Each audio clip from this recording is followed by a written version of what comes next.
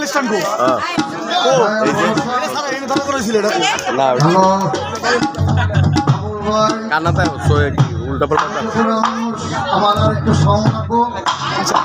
Hello hello এই vocal কে দেই আমার পেজ দাও কত ফলোয়ার্স কম হ্যালো দেখো কম এই না একদিন তো নগদ একটু লাইভ টিপ করো না 1.5 লাখ ফলোয়ার্স আমরা মানুষের ভিডিও করে মামুন মানুষের ভিডিও করে কে কামায় আমাদের ভিডিও করো না কে কত কইছি তো নমস্কার ধন্যবাদ। কয়েক মাসের লেগে কন্টাক্ট হয়ে গেছে 1 মাস আগে ও ভিডিও বানাবো খাওয়ার ভিডিও ধরে গাইতে আপনারা কিছু সত্য উদ্ঘাটন করতে এসেছি। তো করবি তো করবি কতবার মরিয়া হইলাম এটা কত কও আর্থিক বেল কথা আমার আর্থিক বেল এই সব কিছু এই কইলে এই কতবার মরিয়া হইলাম এটা না এর কাজ করতে আছে তো আসবে তাই কি না করছে আমার কাম না করে না তুমি রেডিও কও হারে আর কি করে বুঝাবো?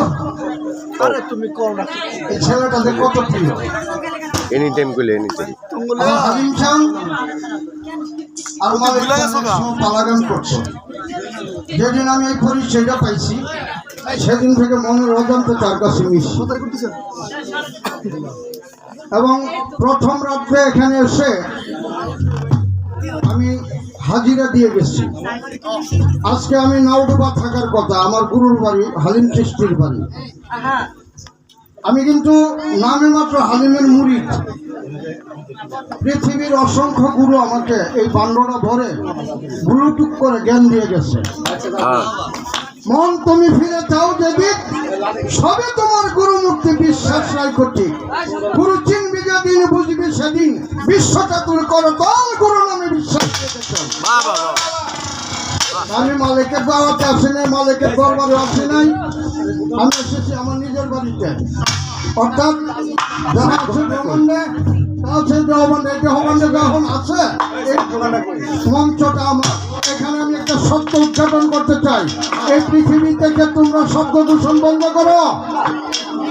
আমি শিল্পী হয়ে শিল্পীর মঞ্চে ঘোষণা করেছি।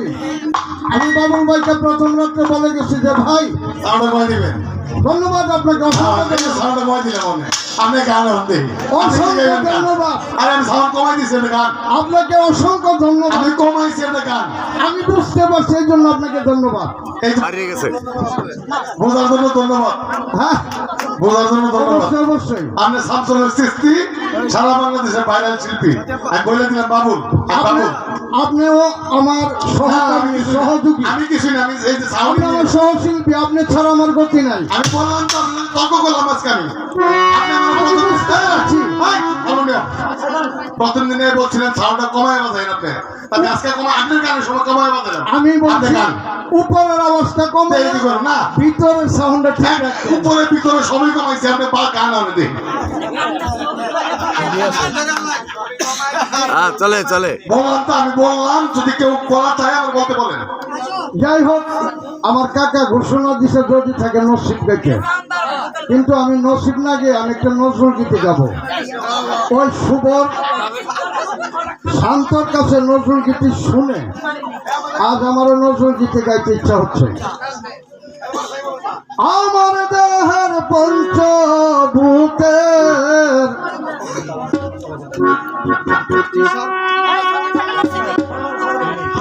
কাকা সত্যি থাকে নসিবে